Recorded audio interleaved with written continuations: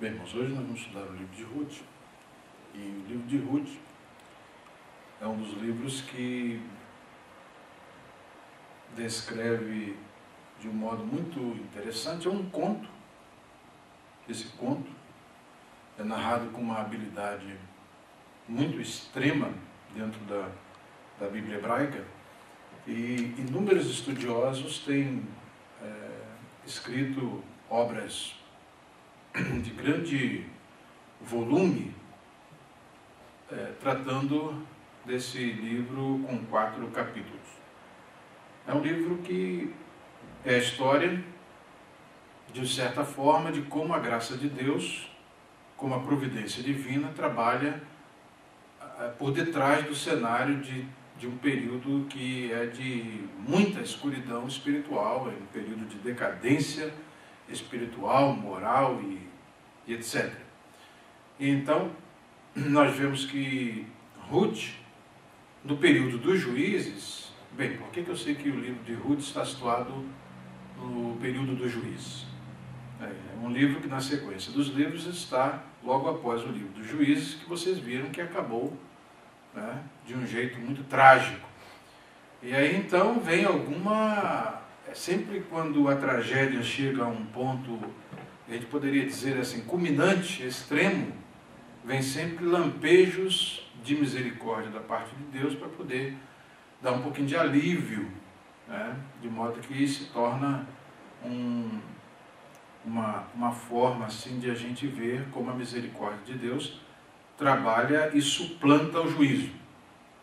A misericórdia é um princípio até do Novo Testamento, triunfa do juízo. Toda a proposta de Deus, de fato, até quando julga, é exatamente fazer com que o seu povo se arrependa e venha ao conserto, ao pacto, à aliança e recobre o relacionamento com ele de um modo que ele tensionou originalmente.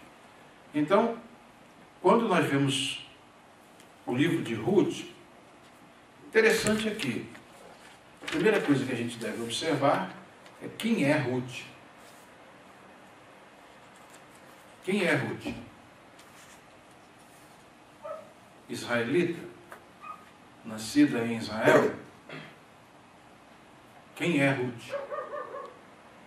Ruth é uma moabita, ou seja, ela pertence ao povo de Moabe.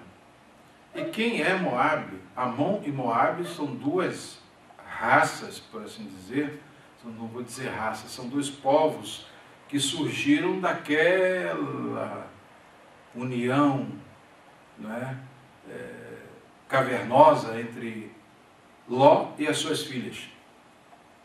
Ló foi o progenitor dos amonitas e moabitas que durante toda a história bíblica do Antigo Testamento estão em oposição e em confronto com Deus e o seu povo. Daí, dentro desse povo, será que pode surgir alguém que preste, que sirva para alguma coisa e que entre de um modo muito sintomático dentro dos projetos de Deus? Exatamente o livro de Ruth, e o livro toma o nome de um modo muito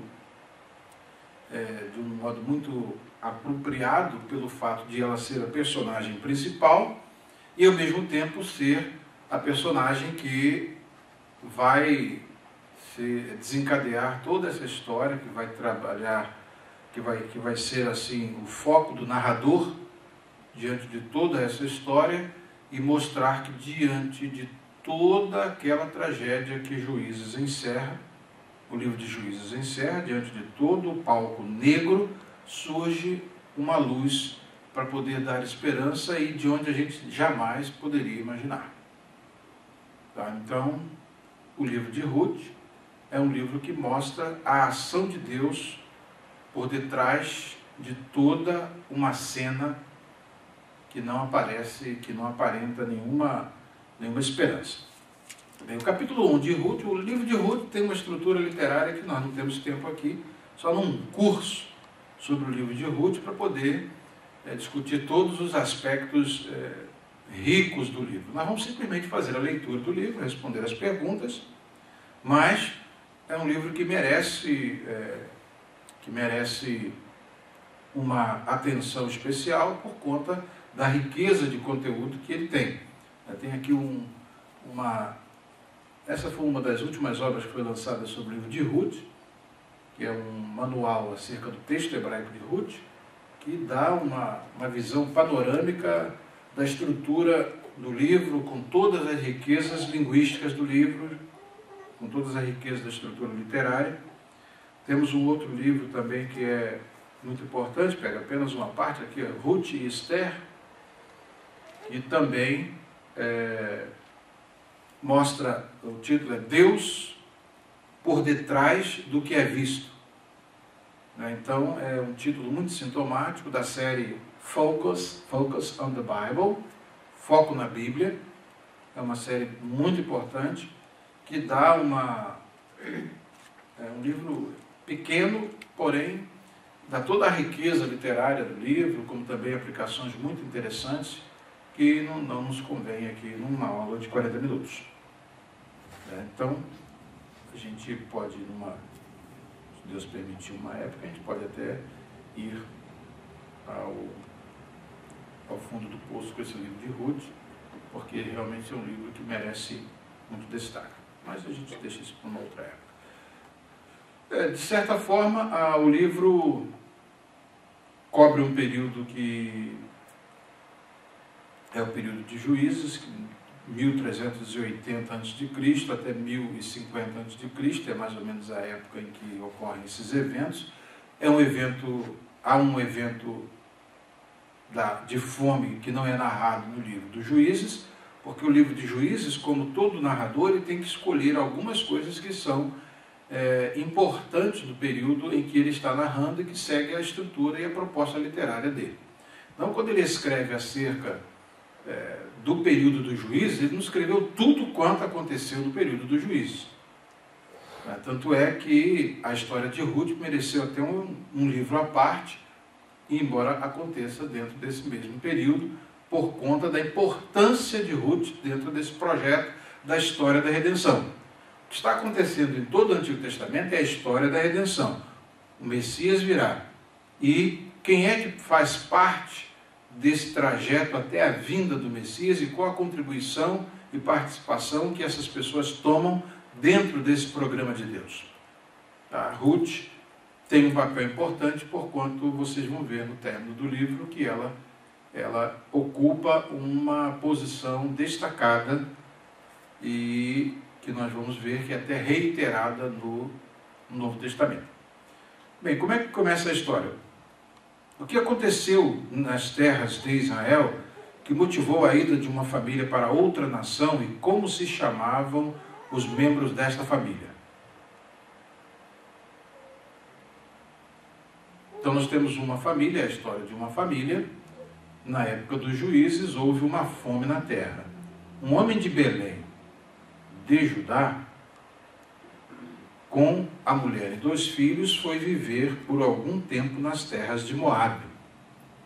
Então foi lá para as Campinas, para a terra de Moabe. E o homem chamava-se Elimeleque, sua mulher Noemi, ou Naomi, e seus 2 filhos Malom e Quilion. Eram efrateus de Belém, de Judá. Chegaram a Moabe e lá ficaram. Então, as personagens aqui da história são Elimeleque, é o chefe da família, Noemi é a esposa de Elimeleque, os 2 filhos, Malom e Quilion. Houve uma fome em Belém de Judá. O que significa Belém? Beit Lechem, é a casa do pão, é a casa do suprimento, a casa da provisão. É exatamente aí que há uma fome. Então, não tem comida e eles são obrigados a emigrar para Moabe. Saem dali, geralmente nas circunstâncias difíceis da vida, o que a gente vê de um modo muito claro, a opção mais lógica no momento em que as coisas estão ruins num lugar é ir para outro que esteja melhor. A ainda que as raízes fiquem presas ao local de origem, entretanto, o local melhor sempre é mais atrativo. E agora Moabe, que é uma nação pagã, como um todo, é uma nação idólatra, se torna acolhedora de Noemi, Elimeleque e também Malom e Quilion. Bem, eles chegam lá. E qual é o primeiro acontecimento ruim que se deu na vida de Noemi, ali nos campos de Moabe, e o que fez piorar ainda mais a sua situação? A próxima perícope, os versos 3 a 5 dizem: morreu Elimeleque, marido de Noemi, e ela ficou sozinha com seus 2 filhos. Eles se casaram com mulheres moabitas, uma chamada Orfa e outra Ruth. Depois de terem morado lá por quase 10 anos, morreram também Malom e Quilion, e Noemi ficou sozinha, sem os seus 2 filhos e sem o seu marido. Então, dos 4 que foram para lá, só sobrou Noemi. Só sobrou Noemi. E fica uma situação extremamente delicada. Morre o marido, morrem os 2 filhos, e ela fica viúva com 2 viúvas, que são as suas noras. Tá? Então, a história começa mostrando a tragédia que acontece na vida dessa mulher. Tá? A terceira pergunta: qual a notícia que chegou à terra de Moabe depois desses 10 anos, tá? Pela qual Noemi decidiu voltar para a terra de Israel, e quais as pessoas que a acompanharam?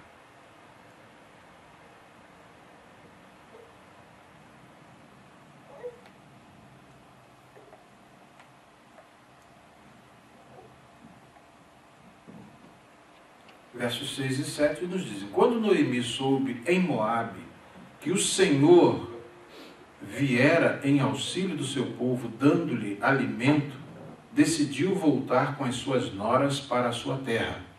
Assim ela, com as 2 noras, partiu do lugar onde tinha morado.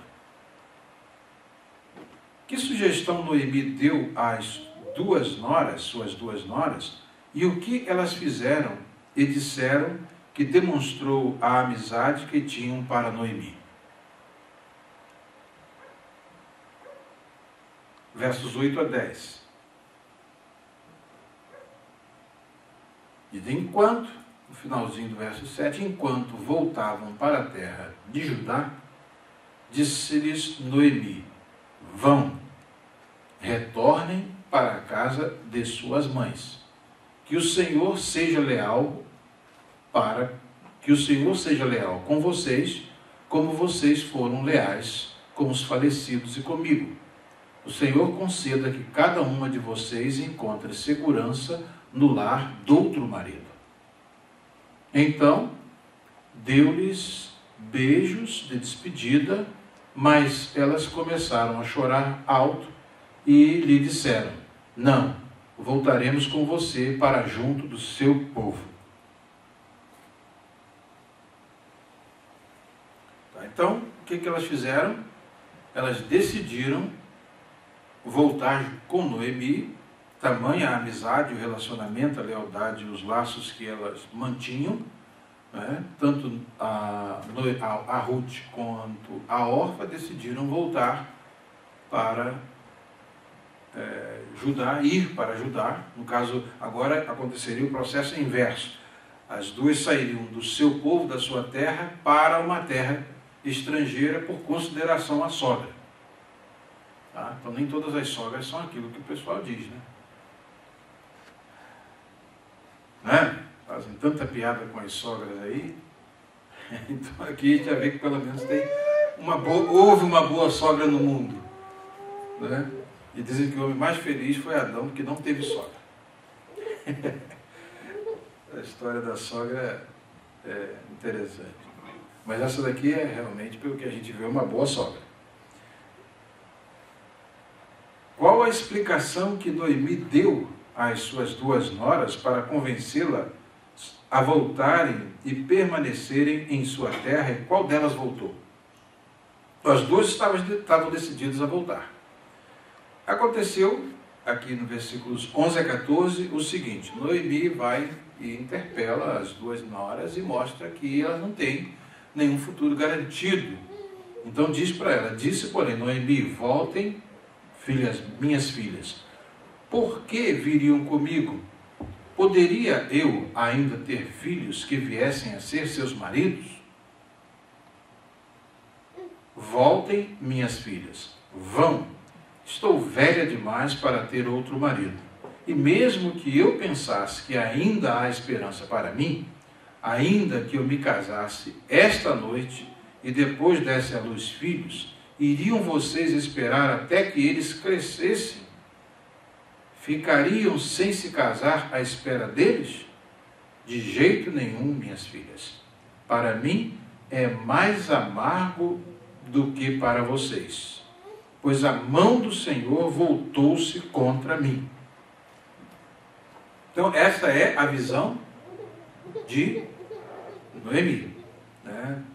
Toda essa desgraça, toda essa tragédia, ela interpreta que a mão do Senhor se descarregou contra ela.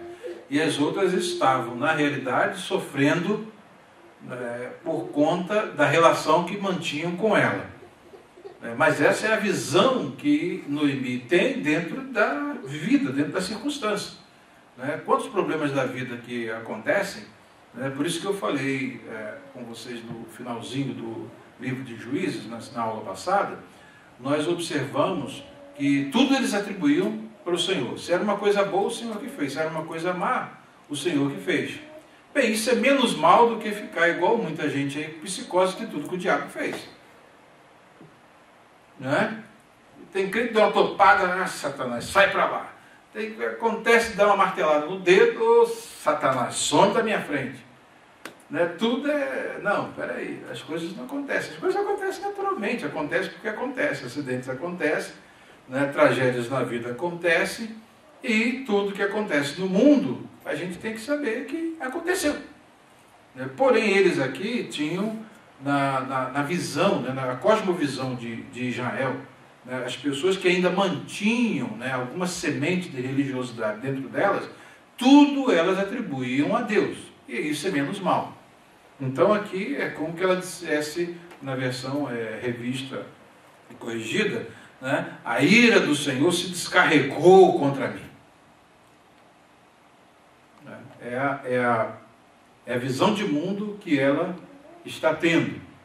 É que a ira de Deus está sobre ela, e agora as noras não deveriam fazer parte de toda essa tragédia, porque já chegava ela como sendo alvo, então já bastava. Não precisava mais gente sofrer junto com ela. E aí então, o versículo 14, mostra como elas reagiram. Então elas começaram a chorar alto de novo. Depois Orfa deu um beijo de despedida em sua sogra, mas Ruth ficou com ela. Daí Orfa decide ficar em Moabe, apesar de gostar demais da Noemi, mas foi convencida pelos argumentos da Noemi, e também Noemi não sabia o que lhe reservava o futuro, Noemi não sabia o que vinha pela frente, então não ia fazer dar a elas uma falsa esperança. É melhor falar a verdade, o que está acontecendo. É isso, assim, assim, então eu não tenho como suprir vocês. E tinha também aquela questão de suscitar descendência ao falecido, que era uma lei da época. Então tudo isso ia fazer com que o processo natural, que era impossível pela velhice de Noemi, não acontecesse. Além do mais, se acontecesse, ela disse, vocês vão esperar ainda, na idade de vocês, esperar que o meu filho que me nascer cresça para vocês então se casarem com ele? Então, por causa desses impedimentos, a gente percebe que as noras tomam uma posição. Uma decide ir embora, a outra fica. Ruth ficou com ela. Ficou, mas aí a gente precisa saber, ficou até que ponto? Só mais um pouquinho? A próxima pergunta. Quando Noemi mandou que Ruth voltasse com a outra, como a outra fez, que declaração ela fez fazendo com que Noemi não tocasse mais no assunto? Aí é que a gente observa uma coisa interessante, que é a resposta de Ruth. Então Noemi a aconselhou: veja, sua cunhada está voltando para o seu povo e para o seu Deus. Volte com ela. Ruth, porém, respondeu: não insista comigo que te deixe e que não mais te acompanhe. Aonde fores, irei. Onde ficares, ficarei. O teu povo será o meu povo e o teu Deus será o meu Deus. Daí vem aquele hino bonito, né? Teu povo é o meu povo e o teu Deus é o meu Deus. Que canta só essa declaração de Ruth, que é muito cantada em casamentos. Inclusive eu já fui convidado até para cantar em casamentos esse hino chamado Ruth, que conta essa história da lealdade de Ruth para com a sua sogra. E diz mais ela: o teu povo será o meu povo e o teu Deus será o meu Deus. O que mostra essa declaração? Isso aí está implícito um processo de conversão. Ela, nascida e criada no paganismo, crendo numa divindade visível, obviamente nos 10 anos de convívio, Noemi explicou para ela como era o tipo de Deus que eles serviam. Olha, você vai chegar lá, você não vai encontrar um Deus visível, né? Mas é uma divindade real que nos tirou do Egito, por isso que nós somos um povo. E toda a história que também os pagãos ali na redondeza já conheciam, né? Só que, obviamente, Noemi teve a oportunidade de estreitar mais esse conhecimento e mostrar para sua nora, mais de perto, esse Deus que ela agora já se pronuncia como sendo o seu Deus. Aí diz: mas e onde morreres, morrerei, e ali serei sepultada. Que o Senhor, aí ela já usa o nome sagrado, que já sabia o nome do Deus de Noemi, Yahvé.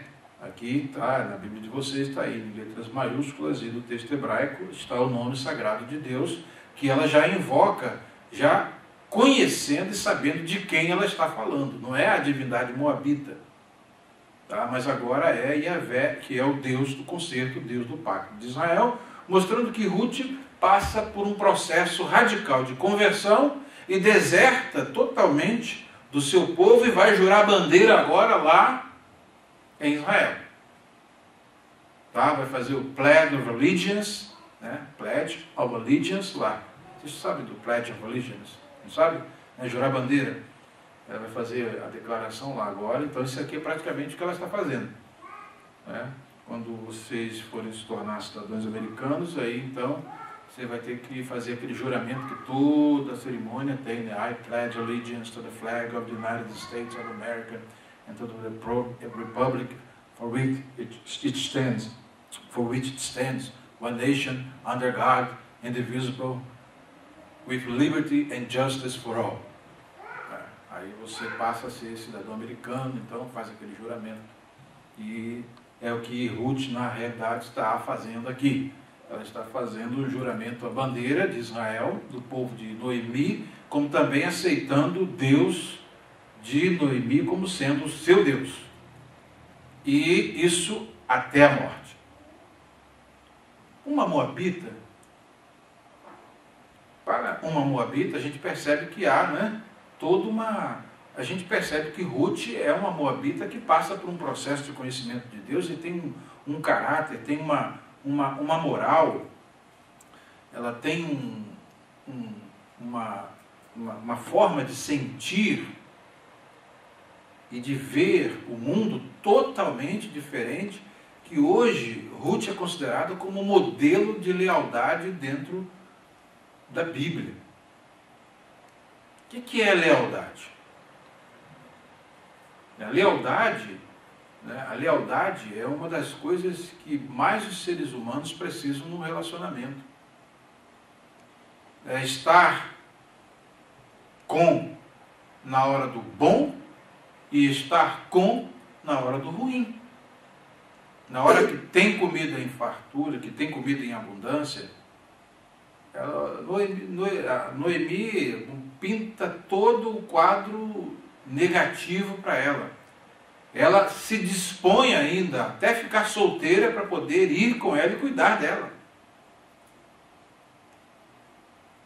Isso se chama lealdade.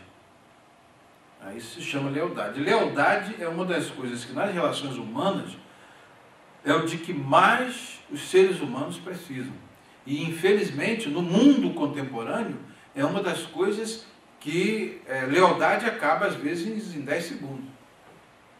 Lealdade acaba às vezes num dia. Lealdade acaba às vezes numa semana. Lealdade acaba às vezes num mês, num ano, 5 anos. Né? Quando um casal, né, se une pelos laços do matrimônio, por isso que o livro de Ruth traz essa história e que mostra, né, essa lealdade de Ruth para Noemi, mostra isso como um modelo. Por quê? Porque depois de 10 anos de convivência, elas todas agora estão enfrentando a mesma tragédia, porque Ruth fica viúva, desamparada, e Noemi também é uma viúva desamparada. Então, quem tem mais chances de sobrevivência nesse contexto?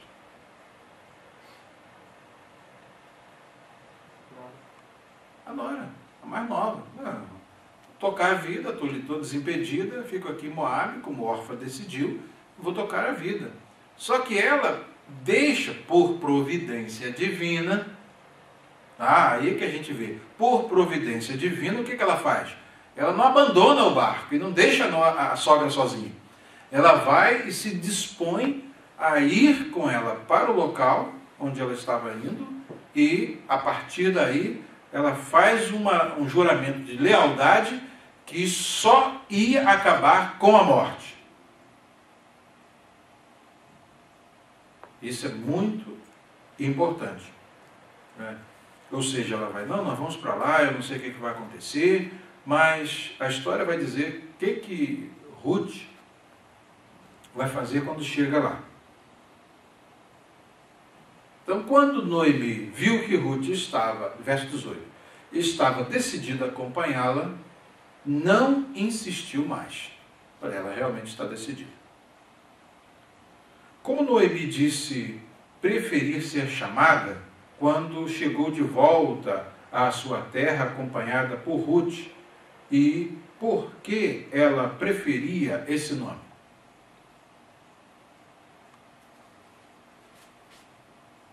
Versos 19 em diante.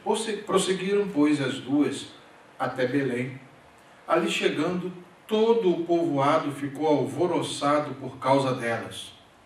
Que elas voltaram, né? Então, ainda tinha gente viva, que sobreviveu à fome e que estava lembrando, né, de Noemi, obviamente uma mulher que devia ser uma mulher próspera ali dentro de Belém de Judá, e diz, aí diz assim, será que é Noemi?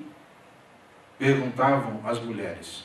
Mas ela respondeu, não me chamem Noemi, melhor que me chamem Mara.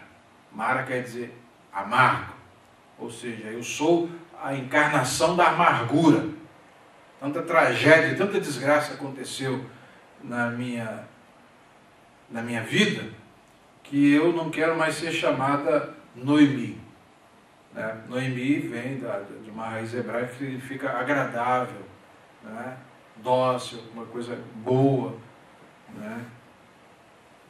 Prazer, vem daí o termo quando a gente saúda, Naimeod, né? Que é uma forma de saudação hebraica, prazer em conhecê-lo. Então aqui ela diz, não quero que me chame Noemi, a agradável, mas sim Mara, a amarga. E ela dá a explicação, por quê? Pois o Todo-Poderoso tornou minha vida muito amarga. Ou seja, tornou minha vida de Noemi para Mara. De mãos cheias eu parti, mas de mãos vazias o Senhor me trouxe de volta. Veja só que o envolvimento todo da vida, pelo menos, né, ainda que as coisas ruins estejam acontecendo, ela atribui a Deus. Você observa que eles não têm aquela perspectiva de que dizer, né, que tudo é o diabo que está fazendo. Mas, pelo menos ela sabe que Deus está no controle da desgraça ou da felicidade ou da infelicidade. Deus está no controle de tudo.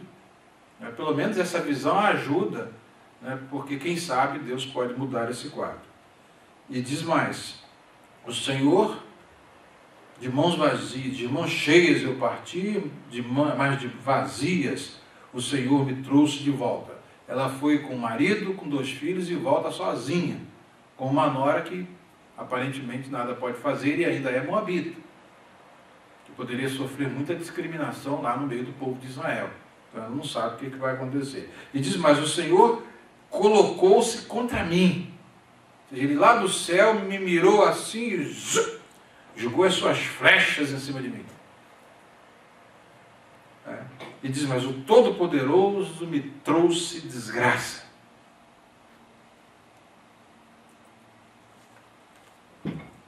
Tá? Essa maneira de ver a vida, né, essa maneira de ela ver a vida,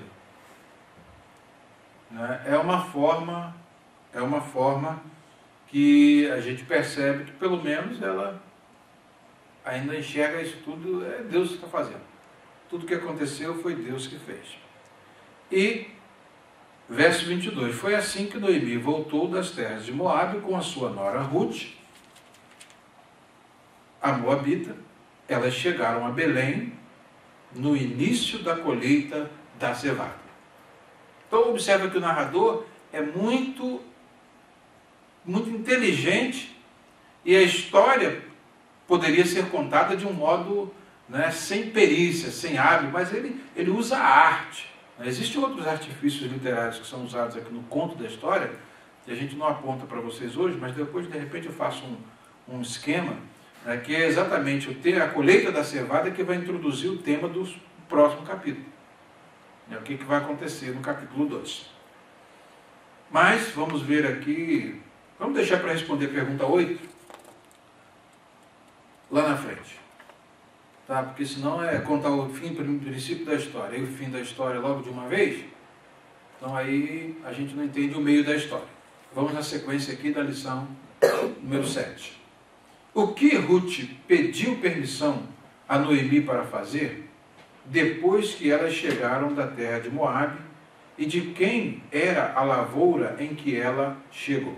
Observa que o tema aqui, levantado por Boyd Luther, que é Deus por trás do que se vê, mostra a providência divina trabalhando em todos os aspectos. Primeiro, na escolha da moabita Ruth para ser esposa de um dos filhos, que depois, com a morte dos filhos, que Deus já sabia que iria acontecer, seria quem iria cuidar de Noemi.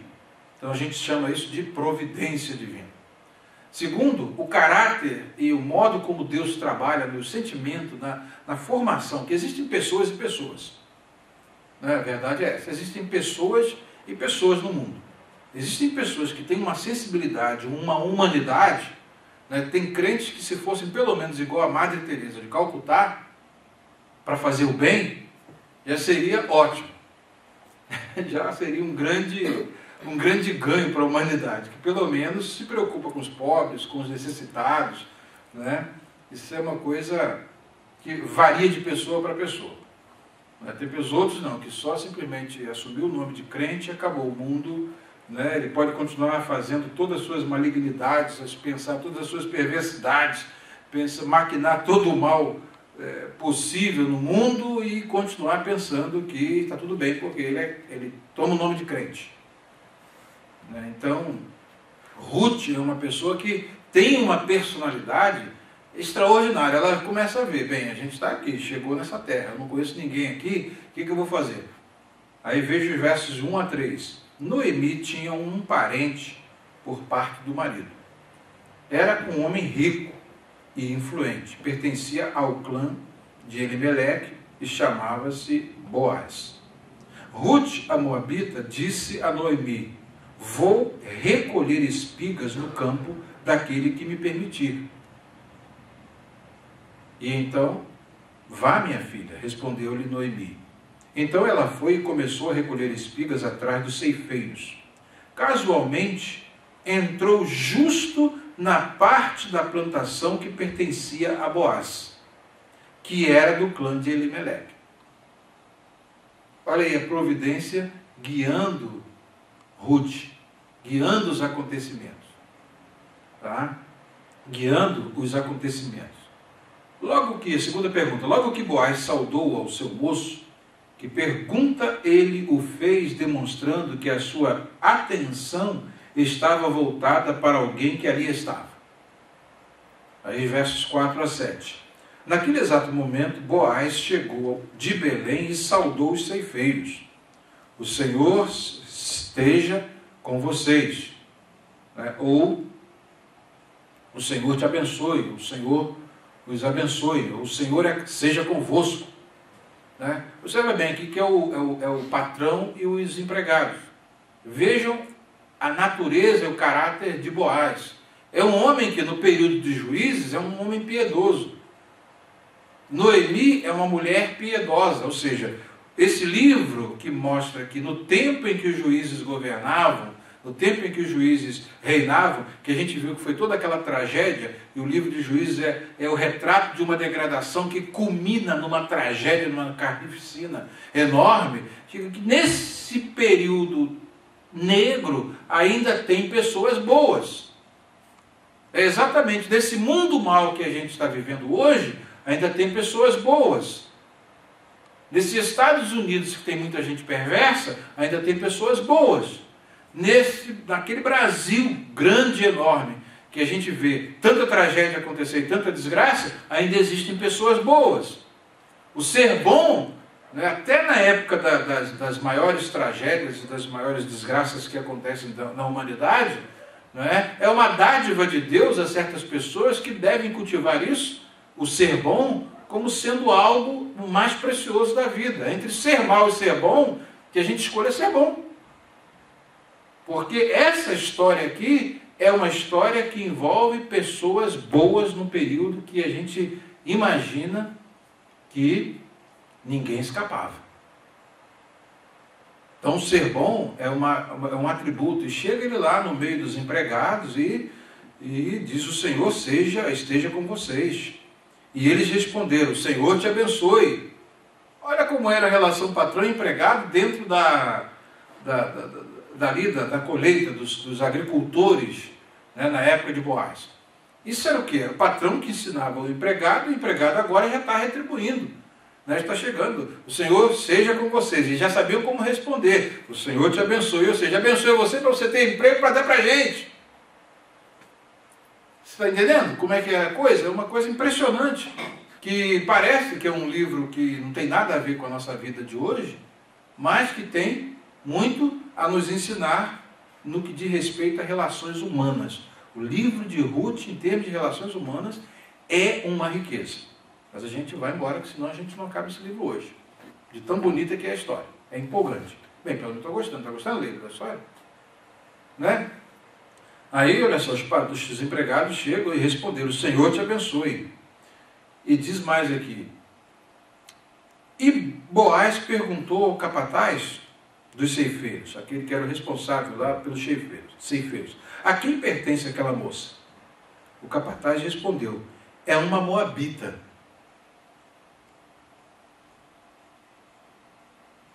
falou que era parente de Noemi. A primeira informação era uma moabita.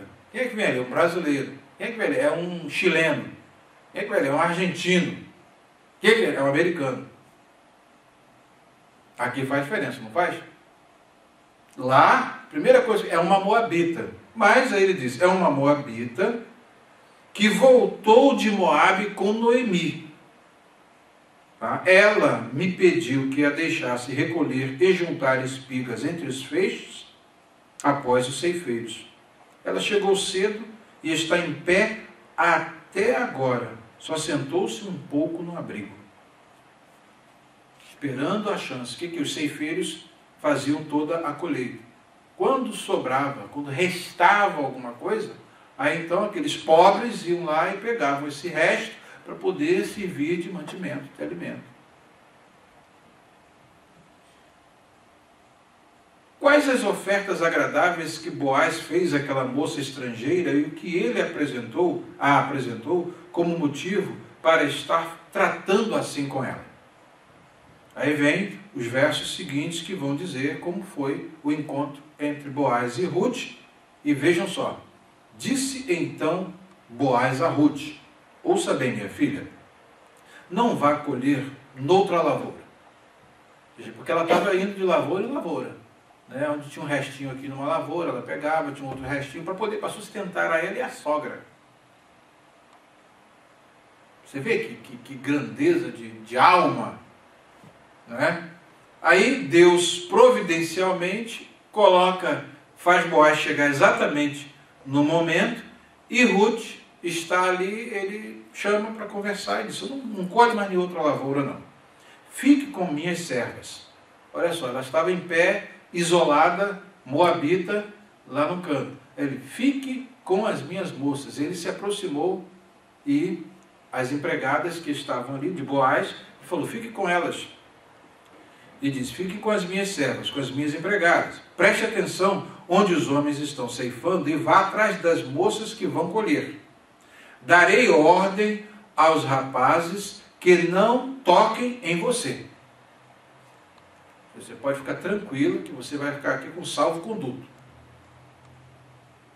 É porque está uma moça, provavelmente bonita, tão estrangeira, né, dentro de um ambiente só tem homens. Aí então ele desloca ela para ficar com as empregadas, que obviamente deviam tratar da alimentação, né, dos trabalhadores e tudo mais, e diz, olha, vocês aqui, ó, a partir de agora, essa moça aqui, vocês não mexam com ela não. E como os empregados, pelo que a gente vê aqui, tinham um respeito enorme por Boaz, iriam, sim senhor. Tá? Aí diz mais.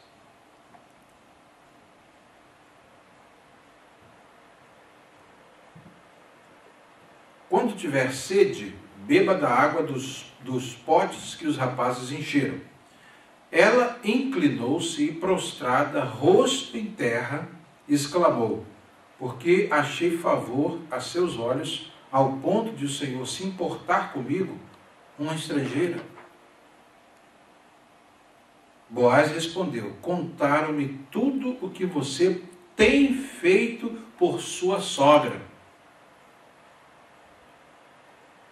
Vocês estão vendo a questão da coisa? O ponto, por que ele agiu daquele jeito? Porque ela chegou lá e ele sabia que tudo que ela estava fazendo, já tinha feito e estava fazendo, era fazendo para ajudar a sogra, que não podia nem pelo menos sair mais, porque naquela época, quando morria uma pessoa que ficava desamparada como Noemi, ela não tinha pensão. Hoje tem o sistema previdenciário, que mal ou bem, né, morre o marido, então a mulher vai e recebe uma pensão.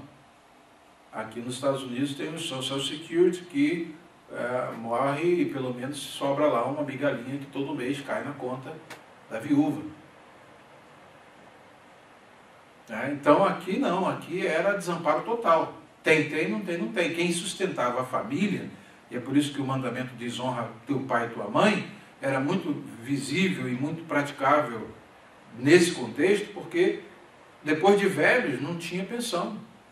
Os velhos só sobreviviam se os filhos cuidassem dos velhos. Então isso era muito importante. Aí ele está dizendo por que ele fez aquilo, por causa do que ela estava fazendo por tudo que você tem feito pela sua sogra depois que você perdeu o marido. Como uma vida bem vivida deixa rastros, deixa cartas, né, escritas para poder lá na frente ser de recomendação. E diz mais aqui: como deixou seu pai, sua mãe e sua terra natal para viver com um povo que você não conhecia bem. O Senhor lhe retribua o que você tem feito, que seja ricamente recompensada pelo Senhor, o Deus de Israel, sobre cujas asas você veio buscar refúgio. Gente, você parou para... Eu, às vezes, fico lendo uma história como essa aqui, parece que essas pessoas não são pessoas reais, no mundo real. Mas é exatamente esse livro é colocado num lugar estratégico entre Juízes e Samuel, né, para mostrar que no meio de toda uma desgraça que culmina com os últimos capítulos do livro de Juízes, ainda tem pessoas que têm temor de Deus, que são piedosas e que veem o mundo por uma ótica diferente. Que reconhece, pois você deixou sua terra, você deixou o seu povo, você deixou seu pai e sua mãe para cuidar da sua sogra. E veio agora para cá, mas agora aqui você chegou num lugar, agora veja bem o papel acolhedor, que a igreja às vezes esquece. As pessoas às vezes vêm do mundo, vêm da desgraça, vêm da droga, vêm da macumba, vêm toda esbagaçada para buscar também abrigo e refúgio dentro da igreja.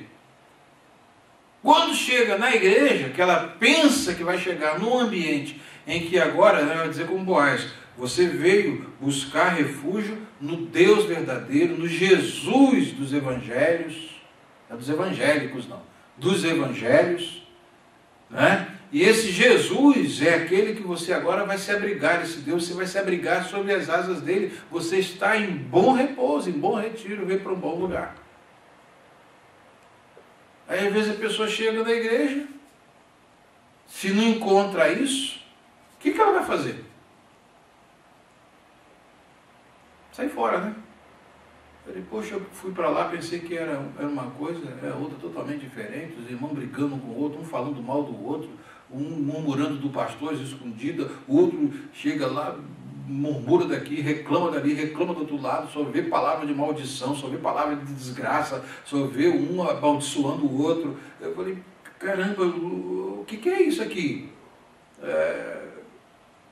Né? Aí o macumbeiro, eu vou voltar para a minha macumba mesmo, o maconheiro, eu vou voltar para a minha maconha mesmo.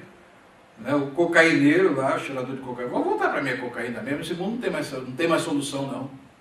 Às vezes a igreja evangélica se torna, né, o lugar da maior decepção das pessoas, porque é exatamente onde elas vão pensando que vão encontrar o abrigo e chega lá, encontra um mundo totalmente, né, pelo ponto de vista do que quem conhece uma realidade superior e melhor, deveria ser um ambiente de pessoas muito melhores. E às vezes ela chega na igreja e encontra as pessoas mais medíocres do que lá fora. Por incrível que pareça. Mas Boaz estava ali, e ele chega, olha, você saiu da sua terra, mas pode ficar tranquila, que você vai ser ricamente abençoada pelo Senhor, o Deus de Israel, sob cujas asas você veio buscar refúgio. Pode ficar tranquila que você vai encontrar refúgio sobre as asas desse Deus de Israel. Mostrando o quê? Para isso que Deus levantou a nação de Israel. E é para isso que Deus levantou a igreja. Para a igreja ser um hospital em que pessoas enfermas vêm para encontrar a cura. Mas as pessoas vêm doentes na igreja, chegam aqui e encontram a eutanásia. O que é eutanásia? Sabe, Sérgio? Eutanásia é quando a pessoa chega e escolhe, eu quero morrer logo porque o mal que eu estou sentindo é tão ruim, então me aplica uma injeção letal aí, eu quero o direito de morrer mais rápido, para não ficar sofrendo tanto. É o que às vezes acontece, quando muita gente vem para a igreja buscando refúgio, buscando amparo, e chega na igreja e encontra o quê? Encontra um ambiente tão sufocante, tão asfixiante, que ela chega e quer a eutanásia. O que tem na igreja é a eutanásia, é a morte mais rápida. Né? Que aí acaba toda a desgraça da vida.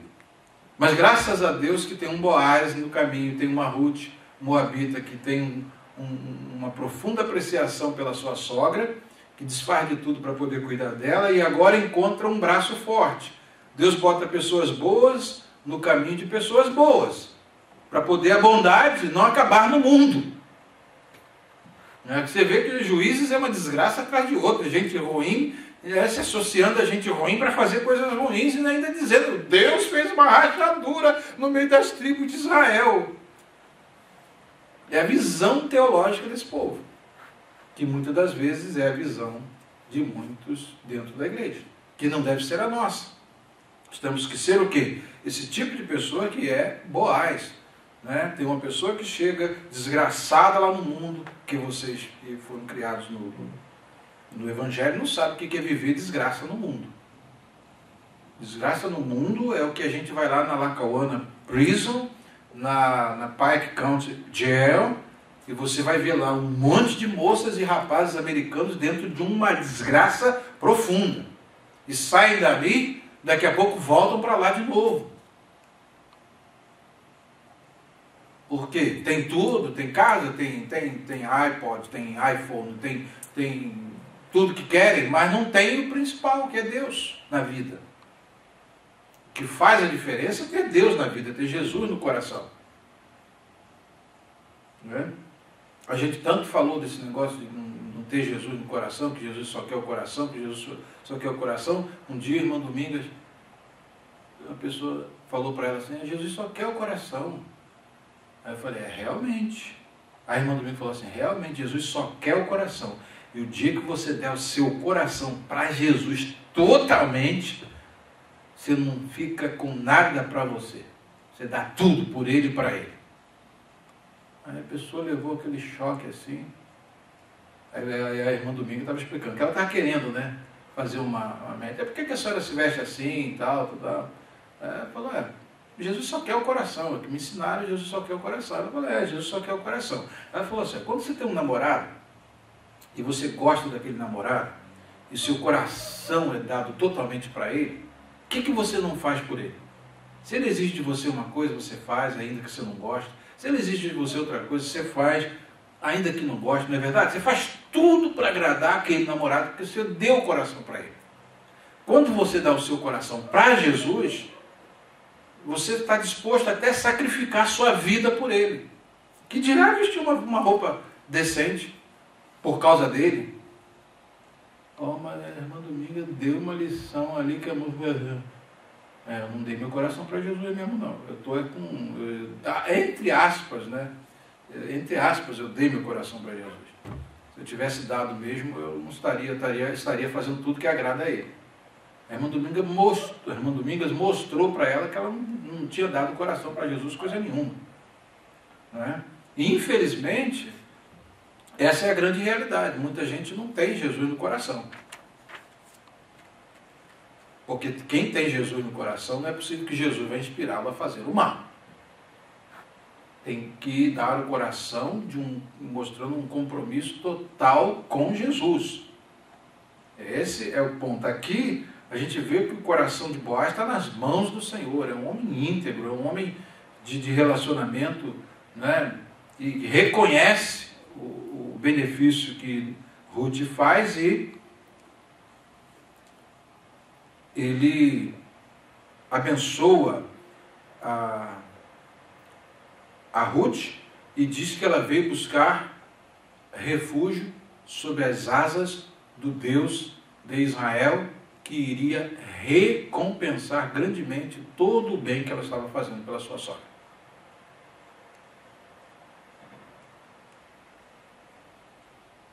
Pensaram bem? Isso é evangelho no Antigo Testamento? Isso aqui é evangelho no Antigo Testamento? Jesus lá na frente vai resumir, fazer o próximo aquilo que você gostaria que o próximo te fizesse. É a síntese do evangelho. Tem mais nenhum outro. Qual é o ponto-chave do evangelho? O texto, qual é o ponto áureo do evangelho? Jesus resolveu. Faça ao próximo aquilo que você gostaria que ele te fizesse. Pronto. É síntese do que é religião, do que é relacionamento com Deus e relacionamento com o próximo.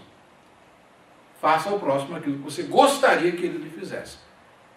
Então Noemi está numa situação de incapacidade para poder cuidar de si. O que Ruth está fazendo? Eu vou fazer por ela aquilo que, se eu fosse Noemi, gostaria que Ruth fizesse.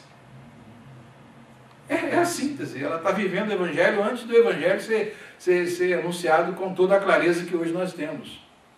Esse monte de páginas aqui do evangelho, ela já está encarnando os princípios do evangelho na vida dela. E diz mais, Boaz. E disse ela a Boaz, no caso: continue eu a ser bem acolhida, meu Senhor. O Senhor, você, Boaz, me deu ânimo e encorajou sua serva. Você vê como um acolhimento, né, como uma boa palavra para uma estrangeira que está chegando numa terra faz bem. Você me encorajou, você me estimulou. Diferente quando eu cheguei aqui, ó, se você ficar aqui um ano aqui nesse lugar aqui e aguentar bem, você já passou no teste. Isso é palavra de encorajamento? Como falando assim, ó, o negócio aqui é tão ruim que você vai embora lá para o Brasil e de volta. Se eu dou ouvido a uma palavra de desânimo dessa aí, eu realmente tinha pendurado a chuteira já e, né, batido em retirada. Mas não. Por quê? Porque é exatamente a falta de acolhimento. Que muitas pessoas que se dizem evangélicas não conhecem o evangelho, não conhecem Deus. E diz mais: o Senhor me deu ânimo e encorajou sua serva a continuar fazendo o que está fazendo. A pessoa que está fazendo o bem, a gente tem que incentivar ela a continuar fazendo o bem. E diz: e eu sequer sou uma de suas servas. Eu não sou nenhuma das suas empregadas e você me trata desse jeito. Qualquer pessoa, você quer ganhar uma pessoa para o evangelho, o que você faz? Como se evangeliza? Folheto? Ó, abre a igreja, porque a igreja é lugar. É assim que se evangeliza? Tem gente que pensa que é só isso. Pegar lá, entrega um folheto. Eu fui no hospital, entreguei 1000 folhetos. Tá bom, Deus vai trabalhar através daqueles 1000 folhetos. Fez uma boa coisa? Fez. Mas como se evangeliza? Como foi o propósito de Jesus quando idealizou essa questão de evangelizar? Diz: para que os homens vejam as vossas boas obras e glorifiquem a vosso Pai que está nos céus.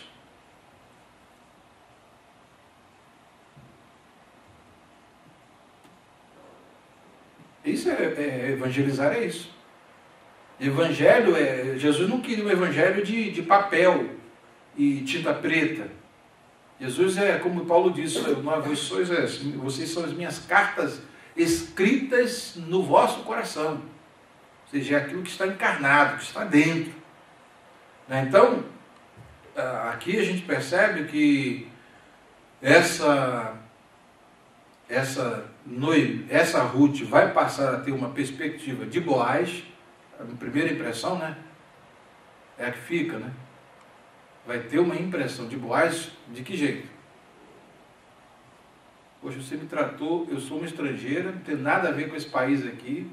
Estou aqui, imigrei para cá, e agora você me tratou como se eu fosse um das suas servas, dos seus empregados. Não sou nem empregada sua, né? E você me tratou desse jeito. Por isso que não é à toa que tem um livro aqui que deve ter quase 300 páginas só sobre o livro de Ruth. Para você ver o que o autor, quando leu esse livro, qual a impressão que ele deixa na gente. Dá vontade de ser mais bom, né? Não se existe essa palavra mais bom. Estou só dizendo que a gente tem um pouquinho de bondade, né? Melhor. Né? mas dá vontade de aumentar a nossa bondade, não dá? Quando a gente vê. Por quê? Porque isso aqui é uma mostra de como deve ser o relacionamento entre pessoas. Em áreas simples e comuns da vida, em relações familiares, em relações patrão-empregado, em relação amigo com outro amigo, em relação irmão com irmão. Irmão, a gente usa ter um irmão. Irmão. Ou irmão fulano e irmã Beltrano. Dentro da igreja o termo é esse, né? Irmão. Mas o que você faz pelo irmão? O que eu faço pelo irmão? Você vê que a intenção, né, da questão do uso que o Evangelho faz, das epístolas falam sobre a questão do irmão, é uma coisa tão profunda que mostra que é uma relação familiar. Irmão fulano, irmão Beltrano, a gente fala irmã Isaura, irmã Euseli, né, irmão fulano. Então é uma relação familiar. O termo é usado para mostrar que Deus quer o que na relação da igreja? Uma irmandade. Uma irmandade. E aí então, na hora da refeição, Boaz lhe disse: venha cá, pegue um pedaço de pão e molhe-o no vinagre. Ou seja, ela estava pensando, eu vou ficar em jejum o dia todo até chegar de noite, pegar o restinho daqui para poder chegar, levar em casa, cozinhar para poder comer com a minha sogra. Já teve garantida a refeição do dia. Mas o que isso vai fazer na alma de Ruth, gente, que já é uma pessoa boa? Ela vai ficar o quê? Melhor ainda. Ela vai ser uma pessoa muito, mas muito melhor. Quando ela se sentou junto aos ceifeiros, Boaz lhe ofereceu grãos tostados. Ó, já está participando da melhor comida. Uau, eu pensei que ia passar um jejum aqui o dia todo, né? Poxa, agora já comi um pão, já, né, já aquele molhozinho ali, a campanha, molhozinho e tal, e agora já vou comer um pão tostado, um grão tostado. Ela comeu até ficar satisfeita e ainda sobrou. Não, come mais. Está com fome? Come mais. Pode comer até você ficar satisfeito. E ela comeu até ficar satisfeita. Tá? E o que Boaz mandou que os moços fizessem para o benefício de Ruth, e o que disse Noemi quando viu a porção de cevada que ela trouxe? Olha só. Quando ela se levantou para recolher espigas, Boaz deu ordem aos seus servos: mesmo que ela recolha entre os feixes, não a repreenda. Deixa ela continuar fazendo o que ela está fazendo. Ao contrário, quando estiverem colhendo, tirem para ela algumas espigas dos feixes e deixem-nas cair para que ela as recolha e não a impeçam. Ele colhe só o restolho, ele chega agora, deixa a espiga mesmo cair, se tira, limpa a espiga e deixa o caminho para ela pegar. Veja só, mente que está pensando no quê?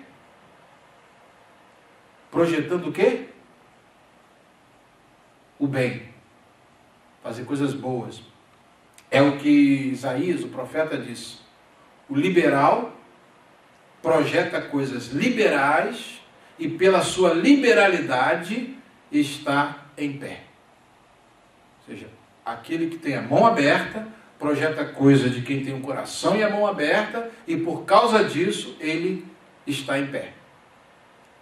Ou seja, o bem nunca vai fazer com que a gente vá para o fundo do abismo, para o buraco. Ao contrário, vai fazer que a gente sempre fique de pé e de pé cada vez mais com a cabeça levantada. Fazer o bem tem essa característica, tem essa qualidade.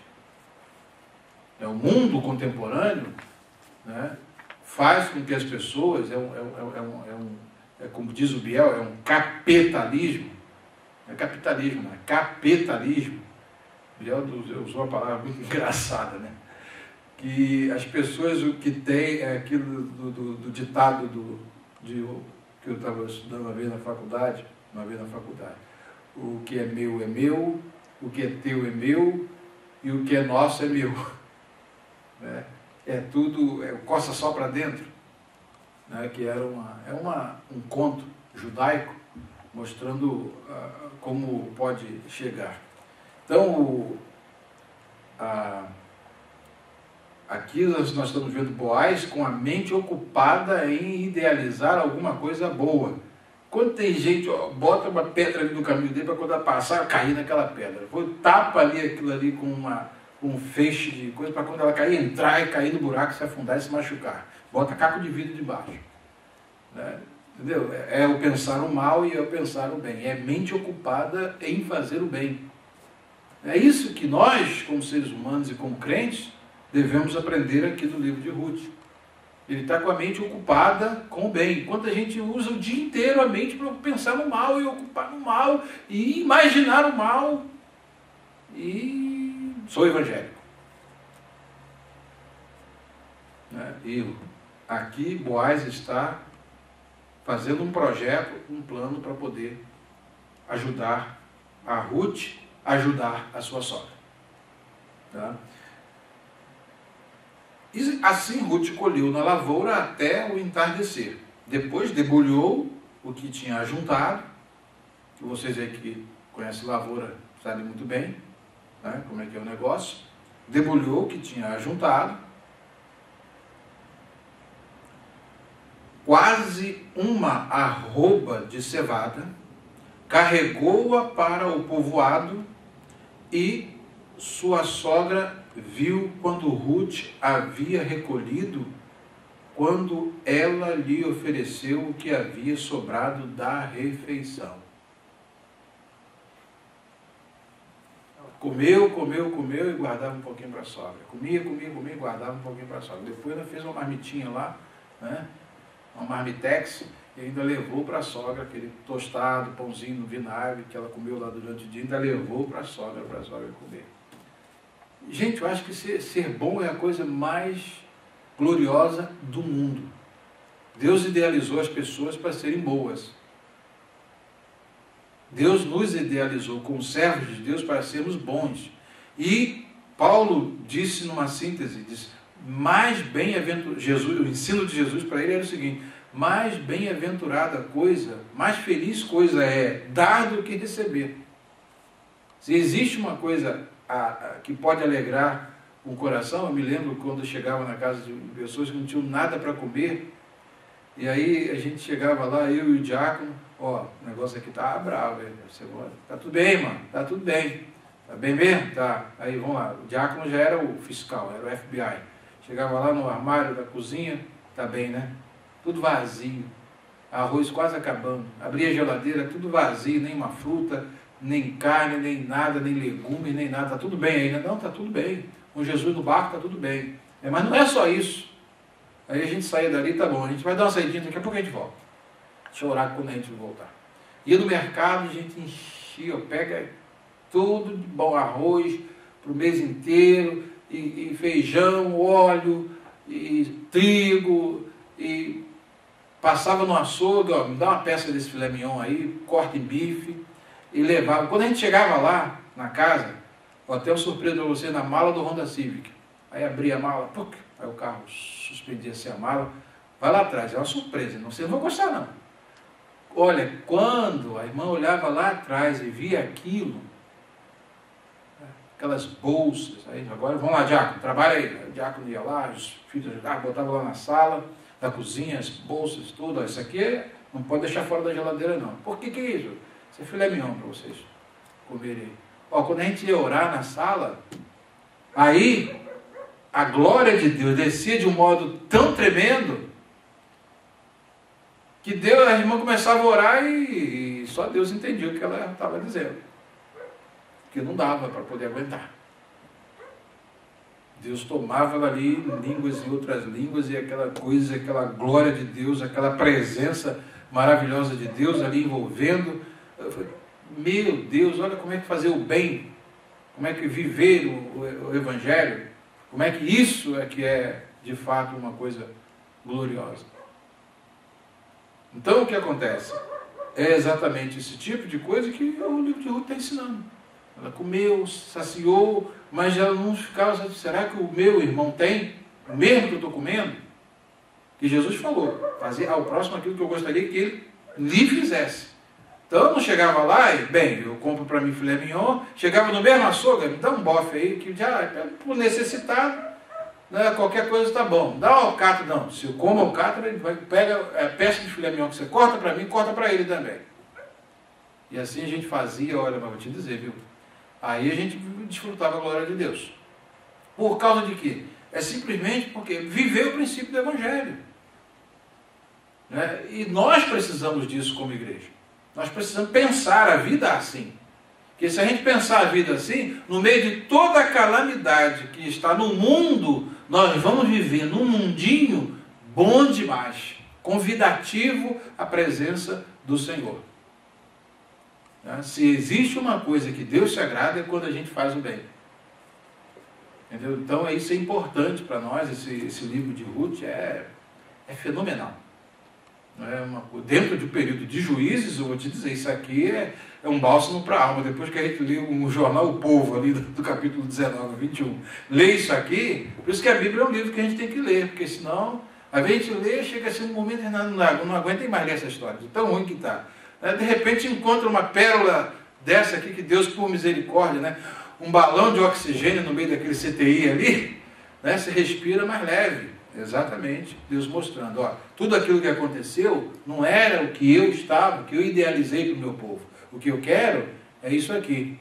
E estou mostrando para vocês que até quem está lá fora pode estar numa situação interior muito melhor do que quem está dentro. É o que às vezes as pessoas surpreendem. Existem muitas pessoas boas fora da igreja e muitas pessoas ruins dentro da igreja. E ele se surpreende porque, né, ele fala, poxa, eu me lembro que igual um chegou para mim e falou, estou aqui, você tem parente aqui? Eu falei, não tem parente não. Não, quer dizer, eu tenho um parente, tenho um primo aqui, que é legal aqui nos Estados Unidos, ele não se preocupou com a sua situação, não. Desde que eu entrei aqui nesse país, ele nunca me deu um telefonema. Eu não sei onde ele mora e ele não sabe onde eu moro. É mesmo? Não sei. Aí ele fala, por isso que às vezes a gente fala, às vezes tem gente que não é nem da nossa família, faz mais bem pra gente do que pessoas que estão junto da gente, que são próximos, que são ligados com sangue. E ele falou assim, aí falou, tá bom. Aí não foi lá tirar o GPS do pé dele, né? Um monte de gente dizendo, vamos você fazer, não fizeram nada. Fui lá, aí resolvi rapidinho, 2 dias já estava tudo resolvido, fomos lá, levei ele lá, tirei, minha perna está até mais leve. Poxa, acho que eu estou andando meio torto, porque ele estava acostumado no pé. Falei, agora você não precisa disso não, é só andar ali. Quanto é, pastor? Não cobre nada não. Que Deus falar no seu coração, você me dá. Se Deus falar para você que não me dá nada, minha vida não vai ser diferente. É isso aí. Então toma aqui, pastor. Me deu $160. Falei, obrigado, ó. Isso não é muito não, olha aí. Não estou te cobrando nada.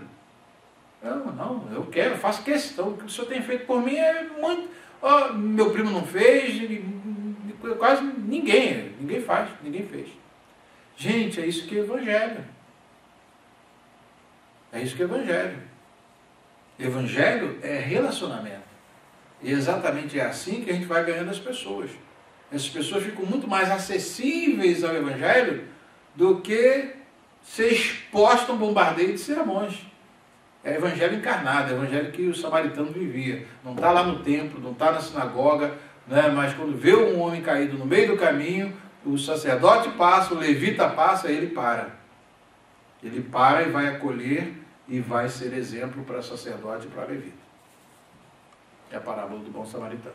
E Jesus diz, faz igual esse samaritano fez, que você vai ser muito melhor do que qualquer um desses fariseus, desses religiosos aí. Ele era fariseu, então não podia dizer isso. Mas o sacerdote, o levita, pelo menos, Jesus nem botou fariseu, né?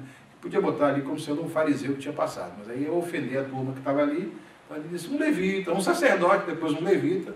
Ou seja, ninguém fez nada pelo que estava caído no caminho. Um samaritano, que era o resto da sociedade, fez o bem. Então, quem agradou a Deus nesse contexto todo, quem foi o próximo do que estava caído no caminho, foi o samaritano. Faz assim que você vai ver que o reino de Deus é isso.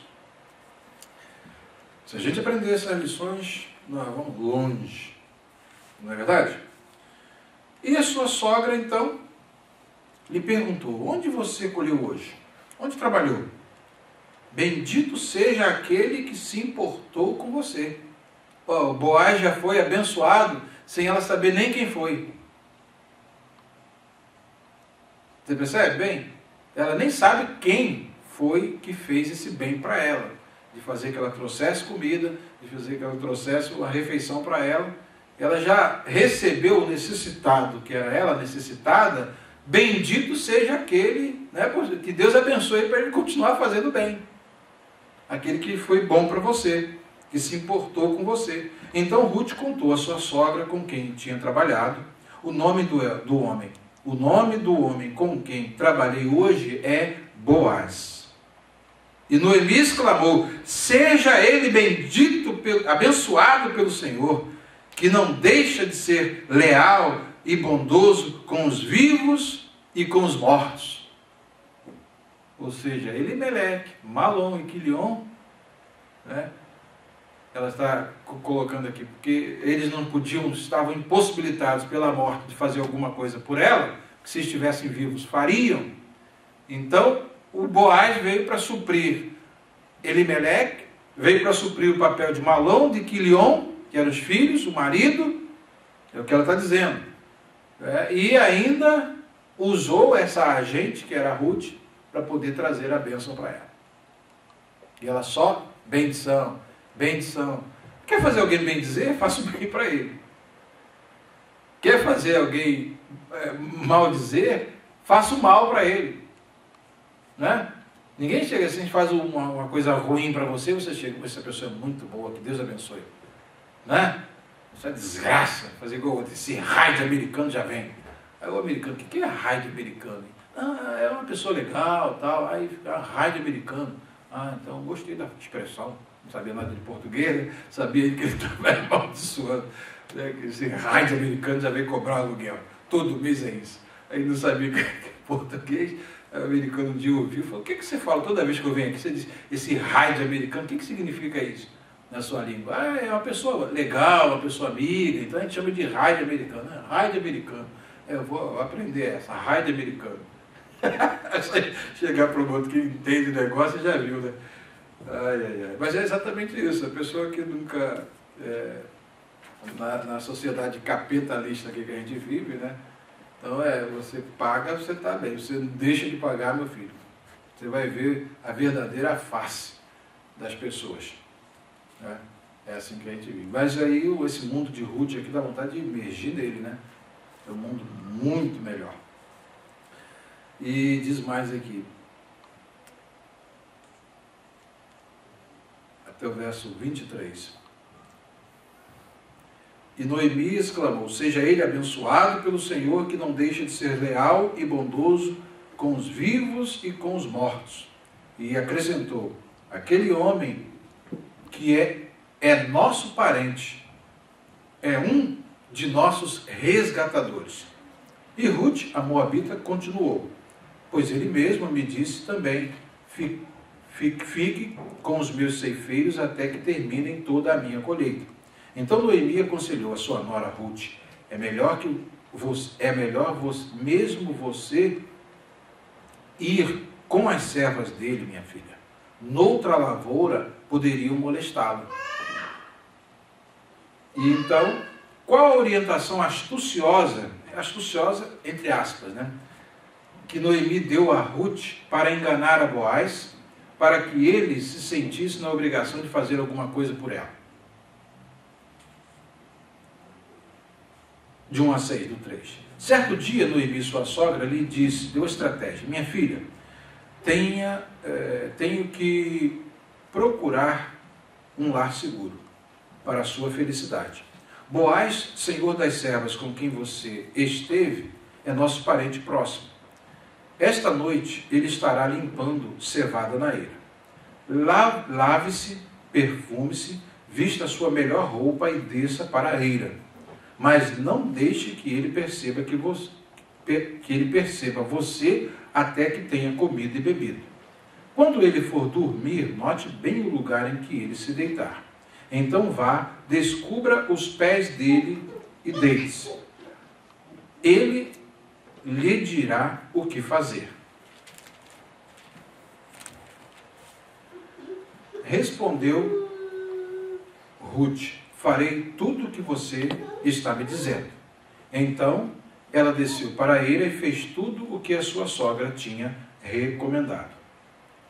Qual a surpresa que Boaz teve quando acordou de sua embriaguez?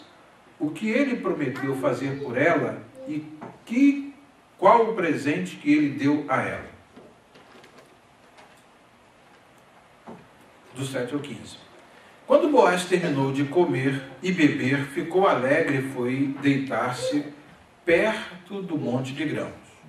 Ruth aproximou-se sem ser notada, descobriu os pés dele e deitou-se. No meio da noite, o homem acordou de repente. Ele se virou e assustou-se ao ver uma mulher deitada a seus pés. Quem é você? Perguntou ele. Sou sua serva Ruth, disse ela. Estenda a sua capa sobre a sua serva, pois o Senhor é resgatador. Boaz lhe respondeu: o Senhor a abençoe, minha filha.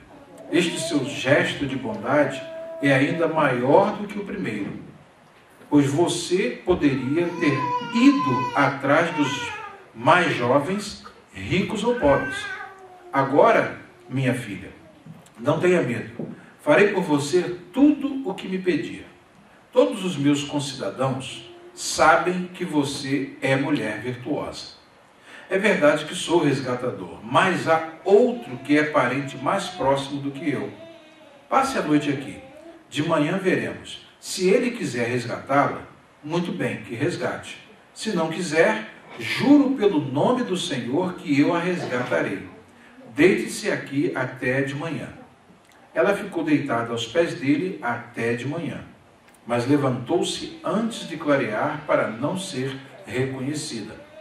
Boaz pensou: ninguém deve saber que esta mulher esteve na eira. Por isso disse: traga-me o manto que você está usando e segure-o. Ela o segurou e o homem despejou nele 6 medidas de cevada e o pôs sobre os ombros dela. Depois ela voltou para a cidade.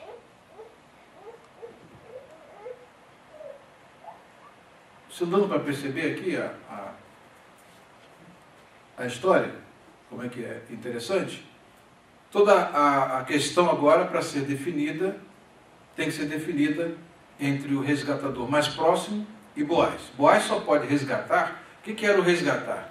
Era o assumir Noemi para poder fazer com que suscitasse descendência a Noemi, a Elimeleque, como também a Quilion e Malom. Então o resgatador tinha uma ordem de prioridade. Tinha entre Boaz, que era um dos resgatadores, que poderia resgatar por grau de parentesco, um outro que estava no meio. Porém, quem resgatasse a Noemi teria que também levar a Ruth, a Moabita. Aí a providência tem que trabalhar. Ele falou: vamos ver, né? Se o resgatador se eximir de resgatar, então aí ele me dá o direito de resgatar, e eu juro pelo Senhor que vou fazer beneficência a você e a Noemi e aos falecidos. Caso contrário, se ele decidir resgatar, então eu não posso fazer nada, estou impedido, e o processo termina por aqui. Aí vem. O que Noemi disse a Ruth para tranquilizá-la, o que Boaz fez para que aquele negócio fosse concluído entre ele e o pretendente da herdade. Aí então, veja bem, Noemi chega, tem a herdade, o lugar onde ela morava, que era da família, mas tem que ser resgatada. E tem um pretendente, que é parente mais próximo, que estava na linha de prioridade. Se ele recusasse, então teria que ser, abriria um espaço para Boaz. O que acontece? Vamos lá, do 16 para frente. Quando Ruth voltou à sua sogra, Esta lhe perguntou: como foi, minha filha? Ruth lhe contou tudo o que Boaz lhe tinha feito e acrescentou: ele me deu estas 6 medidas de cevada, dizendo: não volte para a sua sogra de mãos vazias. Disse então Noemi: agora espere, minha filha, até saber o que acontecerá. Sem dúvida, aquele homem não descansará enquanto não resolver essa questão hoje mesmo. Então vocês observem bem aqui que a história é uma história muito, mas muito fascinante. Pelo fato de que, observa bem aqui, quando a Ruth vai ali deitar aos pés do Boaz, né? Que hoje, né, hoje as mentes malignas, as mentes, né, que lucrubam o mal, o que aconteceu lá? Já vão especular, o que aconteceu? O Senhor disse uma vez um servo vê uma pequena falha no irmão, aumenta, e depois vai lá e leva para o ungido. O ungido disciplina um servo inocente por uma coisa que não fez, e tudo porque aquele irmão aumentou. Ele viu um cisco, ele disse que em 3D, né, era um planeta Marte. Né? Aqui você observa bem a integridade das pessoas. O que é ser íntegro? Boaz é íntegro. Boaz é um homem de caráter. Né? Embora tomou aqui um vinhozinho, né? Mas ele não deixou de ser um homem de caráter, não. Isso é interessante, a gente lê isso na Bíblia. É importante ver como é que essa história é muito fascinante. E enquanto isso, Boaz subiu à porta da cidade, sentou-se exatamente quando o resgatador que ele havia mencionado estava passando por ali. Boaz o chamou e disse: meu amigo, venha cá e sente-se. Ele foi e sentou-se. Boaz reuniu 10 líderes da cidade e disse: sentem-se aqui. E eles se sentaram, e depois disse ao resgatador: Noemi, que voltou de Moabe, está vendendo o pedaço de terra que pertence ao nosso irmão Elimeleque. Pensei que devia apresentar-lhe o assunto na presença dos líderes do povo e sugerir que adquira o terreno. Se quiser resgatar esta propriedade, resgate-a. Se não, diga-me para que eu o saiba, pois ninguém tem esse direito, a não ser você e depois eu. Ele respondeu: eu a resgatarei. Boaz, porém, lhe disse, no dia, aí veio Boaz, colocou o contrapeso da proposta. Colocou uma cláusula do contrato: bem, se é a propriedade, só estou a fim desse terreno, tudo bem. Mas no dia em que você adquirir as terras de Noemi e da Moabita Ruth, que agora é parente de Noemi, estará adquirindo também a viúva do falecido para manter o nome dele em sua herança. Aí falei, mas aí o negócio... Poxa, aí o negócio não é muito, já não favorece tanto. Ele disse mais. Diante disso, o resgatador respondeu: bem, nesse caso não poderei resgatar. Era exatamente isso que Boaz estava querendo, né? Que ele desistisse. O quebra-mola funcionou, né? O quebra-mola funcionou. E a gente vê que Deus está, né, agindo, né, orientando o negócio, orientando tudo ali nessa história. Nesse caso, não poderei resgatá-la, pois poria em risco a minha propriedade. Resgate a você mesmo. Eu não poderei fazê-lo. Aí vem um parênteses, né, que diz: antigamente, vamos ver aqui, como foi celebrada a desistência do outro pretendente em favor de Boaz e o que Boaz tomou para si, além da terra que pertencia ao falecido. Aí vem, antigamente em Israel, para que o resgate e a transferência de propriedade fossem válidos, a pessoa tirava a sandália e dava ao outro, ao sapato. Assim oficializavam os negócios em Israel. Então você observa que o período de juízo foi um período tão extenso que desenvolveram alguns costumes sociais, algumas práticas sociais, como hoje nós temos os contratos que são feitos, são assinados, reconhecidos em cartório e tudo mais. Aí aqui o que acontece? Eles tiravam a sandália para poder oficializar o negócio. Children, estou quase acabando. I'm almost done. Ok? Aí então, quando, pois, o resgatador disse a Boaz, adquira a você mesmo, tirou a sandália. Então Boaz anunciou aos líderes e a todo o povo ali presente, vocês hoje são testemunhas de que estou adquirindo de Noemi toda a propriedade de Elimeleque, de Quilion e de Malom. Também estou adquirindo o direito de ter como mulher a moabita Ruth, viúva de Malom, para manter o nome do falecido sobre a sua herança, e para que o nome da família, e para que o seu nome não desapareça no meio da sua família ou dos registros da cidade. Vocês hoje são testemunhas disso. Os líderes e todos os que estavam na porta confirmaram, somos testemunhas. Faça o Senhor com essa mulher que está entrando em sua família, como fez com Raquel e Lia. O que eles fazem aqui? Eles associam Ruth, abençoam a Ruth, para que ela seja como a mãe daqueles patriarcas de Israel. Veja o poder de abençoar.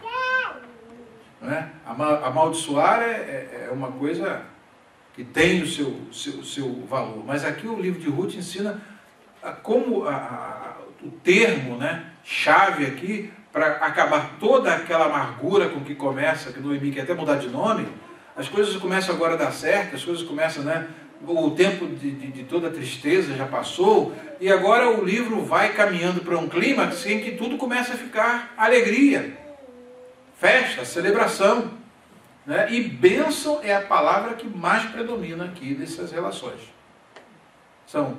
É Boaz abençoando os empregados, e os empregados abençoando Boaz.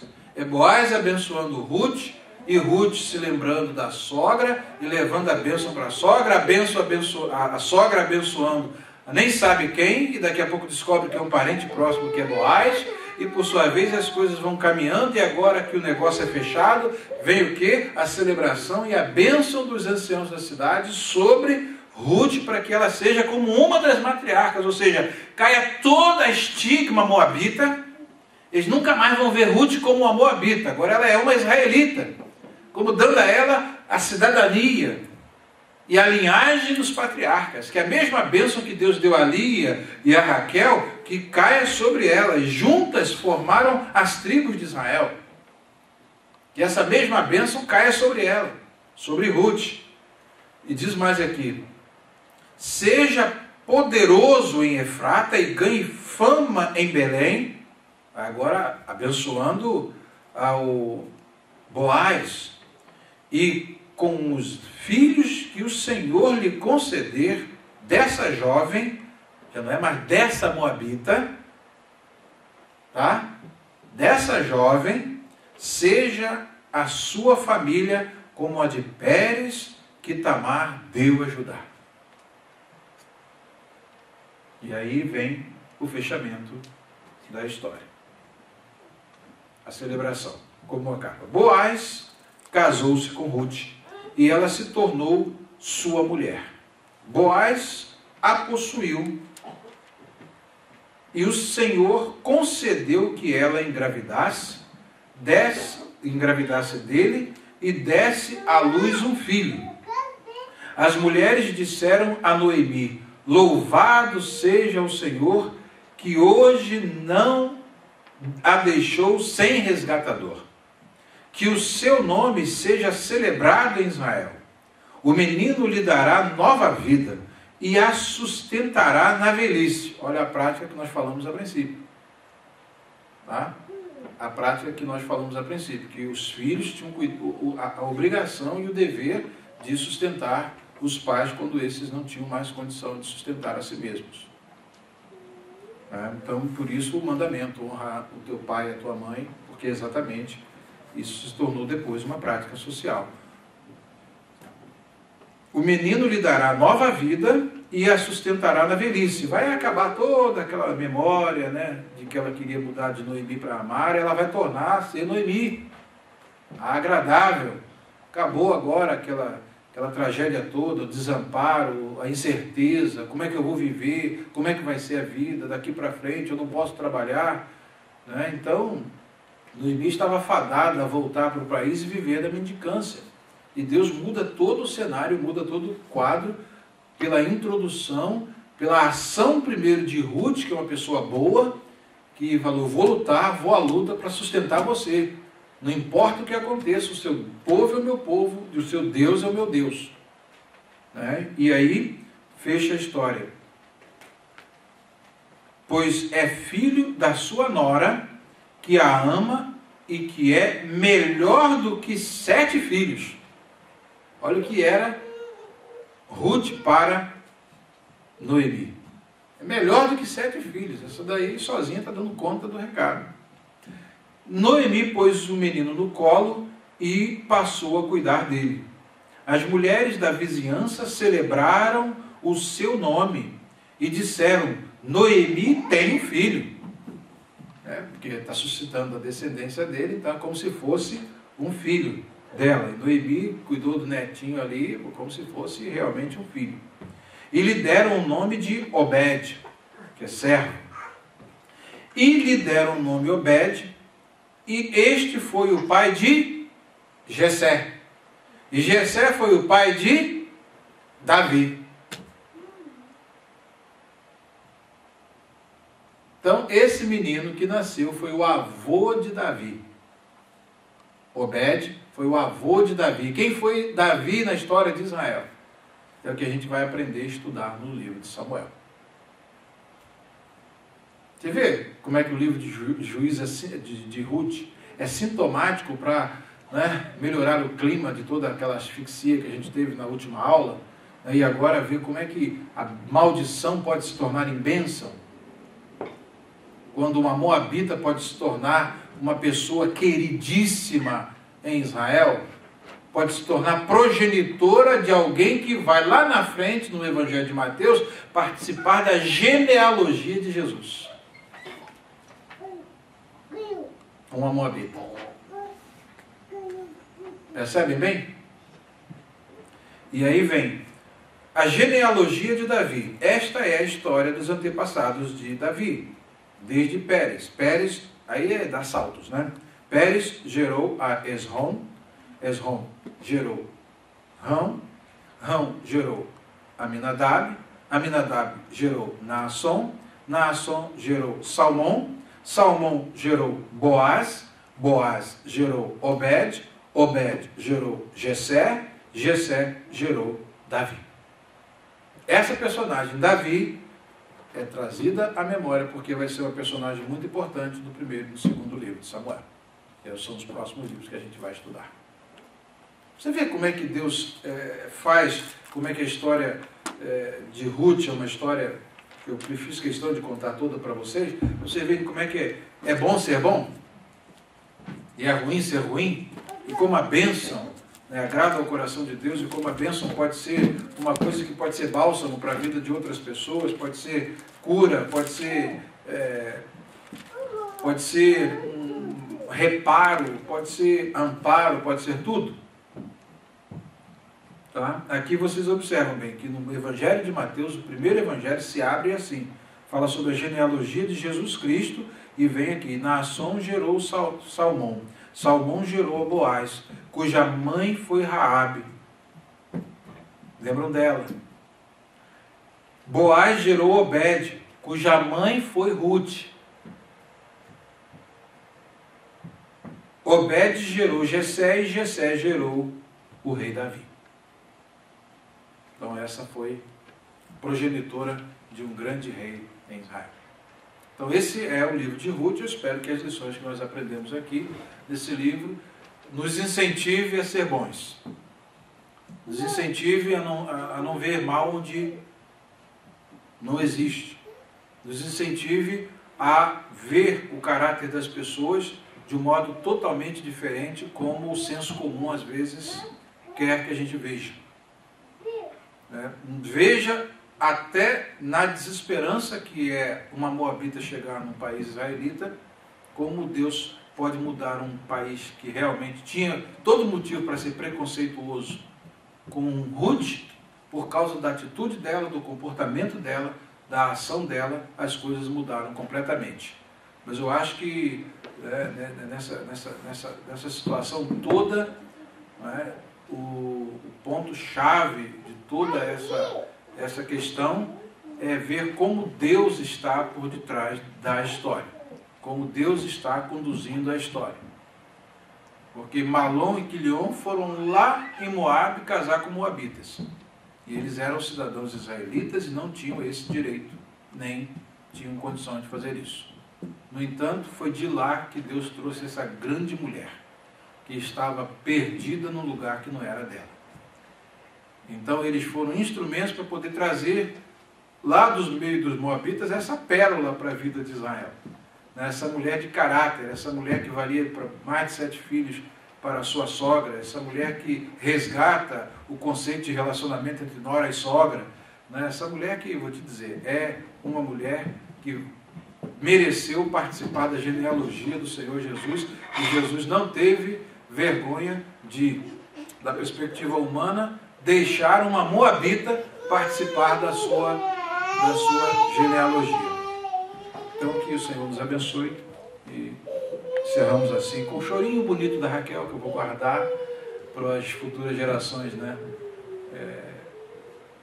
saberem, você que acabou esse DVD assim, viu? Só cheio chorinho. Não foi, pastor, foi. E Deus nos abençoe.